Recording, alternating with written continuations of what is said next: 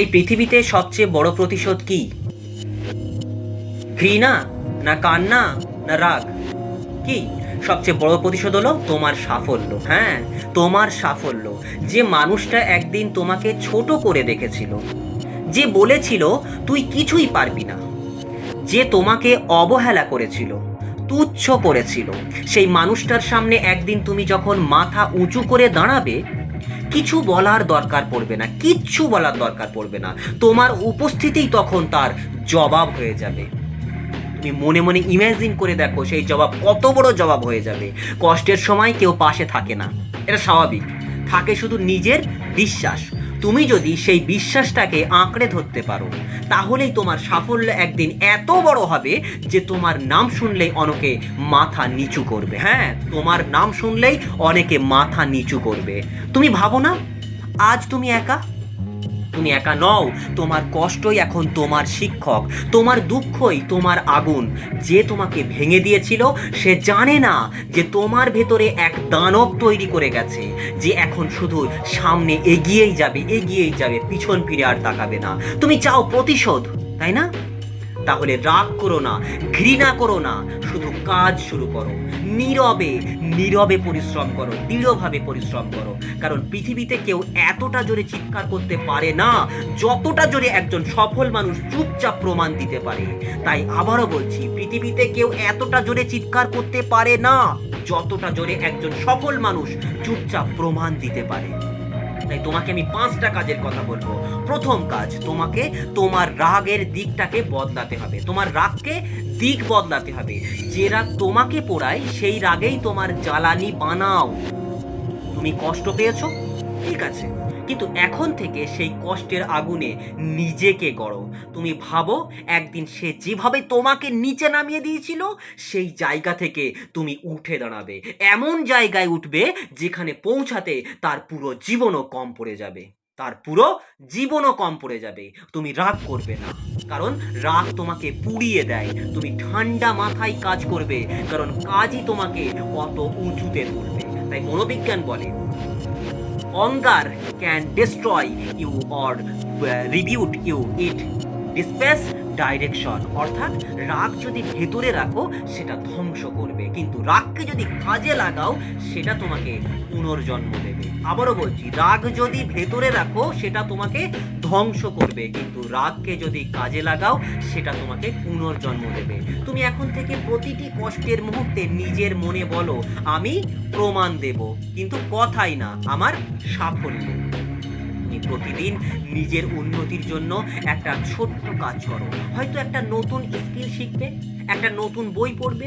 কিছু না কিছু তো তোমার ভবিষ্যতের দিকে টেনে নিয়ে যাবেই যাবে, সেটাই তুমি করবে। তুমি বুঝবে, একদিন হঠাৎ পিছনে তাকিয়ে দেখবে যারা তোমাকে তুচ্ছ করেছিল তারা আজ তোমার সাফল্যের গল্প শুনে নীরব হয়ে যাবে। তোমার সাফল্যই তোমার সবচেয়ে বড় প্রতিশোধ, মধুর প্রতিশোধ। দ্বিতীয় কাজ, তাদের ভুল প্রমাণ করতে যেও না। তাদের ভুল প্রমাণ করতে যেও না, প্রমাণ দাও নিজেকে। সবচেয়ে বড় ভুলটা মানুষ করে এখানে, যে তাকে অপমান করেছে তার সামনে নিজেকে প্রমাণ করতে যায়, এটা কিন্তু মহান ভুল। না না না না, এটা করতে গেলে হবে না। ওদের কিছু দেখানোর দরকার নেই। তোমার লক্ষ্য ওরা না, তোমার লক্ষ্য তুমি নিজে। তুমি প্রমাণ দেবে সেই মানুষটাকে না যে তোমাকে ছোট করেছে, বরং প্রমাণ দেবে সেই মানুষটাকে যে একদিন তোমার আয়নায় দাঁড়িয়ে হাল ছেড়ে দিয়েছিল। বুঝতে পারছো আমি কার কথা বলছি? যে একদিন তোমার আয়নায় দাঁড়িয়ে হাল ছেড়ে দিয়েছিল, এই আয়নার সামনের মানুষটাকে তুমি প্রমাণ দেবে। যে বলেছিল আমি পারবো না, তুমি আজ প্রমাণ দেবে যে আমি পারবো, আমি পারবো, আমি একাই পারবো। তাই মনোবিজ্ঞানের মতে, external validation gives temporary satisfaction but self validation builds permanent confidence। অর্থাৎ অন্যকে প্রমাণ দিলে সেটা সাময়িক তৃপ্তি, কিন্তু নিজেকে প্রমাণ দিলে সেটা স্থায়ী তৃপ্তি। সেটাই হচ্ছে স্থায়ী তৃপ্তি। তুমি কাজ করো নিঃশব্দে, তুমি উন্নতি করো চোখের আড়ালে, যেন একদিন যখন তুমি আলোয় উঠবে সবাই অবাক হয়ে যায়। তুমি কিচ্ছু বলবে না, তুমি শুধু করো। যেভাবে জল নিঃশব্দে পাহাড় কেটে যায়, তেমনভাবে তোমার সাফল্য একদিন ইতিহাস কেটে যাবে। আর এখানেই সেরা প্রতিশোধ, তোমার সাফল্য তৃতীয় কাজ, নিজের নিঃশব্দ পরিশ্রম দিয়ে উত্তর দাও। তুমি জানো সফল মানুষরা কখনো চিৎকার করে না, তারা শুধু চুপচাপ কাজ করে, আর একদিন তাদের কাজ এত বড় হয়ে যায় যে তাদের নামে অন্যেরা চিৎকার করে ওঠে।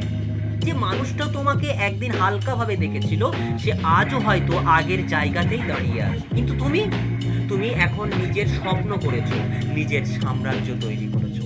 কাউকে কিচ্ছু বলো না, কিছু বোঝাতেও যেও না, কিচ্ছু বোঝাও না, কারণ ব্যাখ্যা দুর্বলদের কাজ, বোঝানো দুর্বলদের কাজ, আর প্রমাণ শক্তদের কাজ, শক্তিশালীদের কাজ। তুমি কি করবে? তুমি বোঝাতে যাবে না, প্রমাণ দেবে, কারণ তুমি শক্তিশালী। তুমি প্রতিদিন একটু একটু করে এগিয়ে যাও। আজ একটা ছোট কাজ, কাল একটু বড়, আর একদিন সেই ছোট ছোট কাজগুলোই তোমার জীবনের সবচেয়ে বড় রিটার্ন এনে দেবে। রিটার্ন পয়েন্ট ওটাই হয়ে দেবে। তাই মনোবিজ্ঞান বলে কনসিস্টেন্সি বিটস ট্যালেন্ট, অর্থাৎ প্রতিদিন একটু করে চেষ্টা একদিন প্রতিভাকেও হার মানিয়ে দেয়। তাই তুমি থেমে যেও না। তুমি ক্লান্ত হতে পারো, কিন্তু থামা মানে হেরে যাওয়া। তুমি কাজ চালিয়ে যাও, কারণ তোমার প্রতিটি পরিশ্রম, প্রতিটি ঘাম, প্রতিটি জল আজকে একটা নীরব প্রতিশোধ, যা একদিন সবাই শুনবে তোমার সাফল্যের গর্জনে। চতুর্থ কাজ, কষ্টের ইতিহাস রাখো, কিন্তু হৃদয় নয়, বাইরে। হৃদয়ে নয়, বাইরে। তুমি যদি সত্যি বড় হতে চাও তাহলে তোমার কষ্টকে মনে নয়, তোমার ডায়েরিতে রাখো। যে তোমাকে একদিন কাঁদিয়েছিল তার নাম মুখে নিও না, তার নাম রাখো ইতিহাসে শেখার জন্য। আজ থেকে 60-70 বছর আগে মানুষ প্রেমে কষ্ট পেত, কিন্তু তারা সেই কষ্টকে লজ্জা ভাবতো না। তারা সেই কষ্ট থেকে কবিতা লিখত, গান বানাতো, তার ভেতরের আগুনকে শব্দে, শিল্পে, সৃষ্টিতে পরিণত করত। আর আজকের যুগে একটা মেসেজ না পেয়েই অনেকে নিজের মানসিক শান্তি হারিয়ে ফেলে। কেন জানো? কেন এটা? কারণ এখন মানুষ কষ্টকে ব্যবহার করতে জানে না, তারা কষ্টকে দোষ দেয়। তুমি ভিন্ন হবে, তুমি একদম আলাদা হবে। তুমি তোমার কষ্টকে বইয়ে লিখবে, নিজের উন্নতির পথে রাখবে, যাতে একদিন কেউ যখন তোমার নাম শুনবে তখন বলবে এই মানুষটা কষ্টকে হারিয়ে জিতেছে।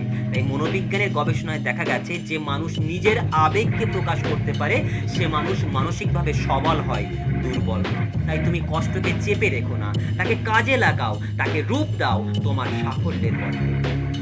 একদম শেষ নম্বর, 5 নম্বর, নিজের জীবনের গল্প এমনভাবে বদলাও যাতে কেউ তোমার পুরনো অধ্যায়ের নামই মনে না রাখে।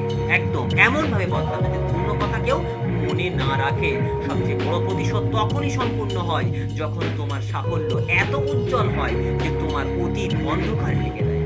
কি বললাম, বোঝা গেছে? তোমার অতীত অন্ধকারকে ঢেকে দেয়। তুমি এমনভাবে কাজ করো, এমনভাবে জীবন বদলাও যাতে যেদিন তুমি মঞ্চে দাঁড়াবে সেই মানুষগুলো নিচে বসে তোমাকে হাততালি দেয়, যারা একদিন তোমাকে উপহাস করেছিল। কিন্তু সেই মুহূর্তে তুমি ঘৃণা করো না, সেই মুহূর্তে তুমি ঘৃণা করো না, তুমি শুধু হাসবে, কারণ তুমি জানো তোমার প্রতিশোধ আজ পূর্ণ হয়েছে।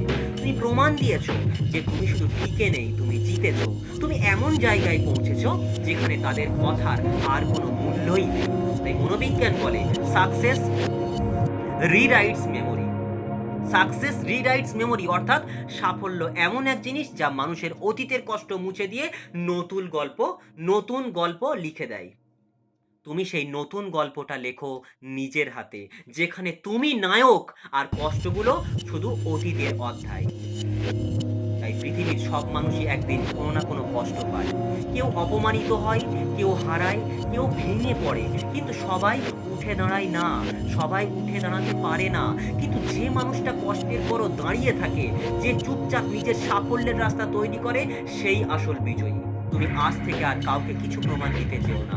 তুমি শুধু নিজের ভেতরে একটাই শপথ নাও যে আমি এমনভাবে সফল হব যাতে একদিন আমার নামই হবে আমার প্রতিশোধ। তুমি হাসবে, আবার কাজ করবে, পরিশ্রম করবে, আর যেদিন তোমার সাফল্য আলো ছড়াবে সেদিন তুমি কিচ্ছু বলবে না, শুধু মনে মনে বলবে ধন্যবাদ, ধন্যবাদ আমার কষ্টের মানুষগুলোকে, ধন্যবাদ।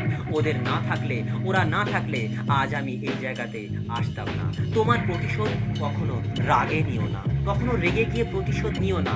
তোমার প্রতিশোধ নিও সাফল্যে, কারণ সাফল্যের সামনে সব অপমান, সব অবহেলা, সব কষ্ট এক মুহূর্তেই ছোট হয়ে যায়। তুমি জিতবে কারণ তুমি থামোনি, তুমি জিতবে কারণ তুমি বদলে গেছো, আর তুমি জিতবে কারণ তোমার সেরা প্রতিশোধ ছিল তোমার সাফল্য।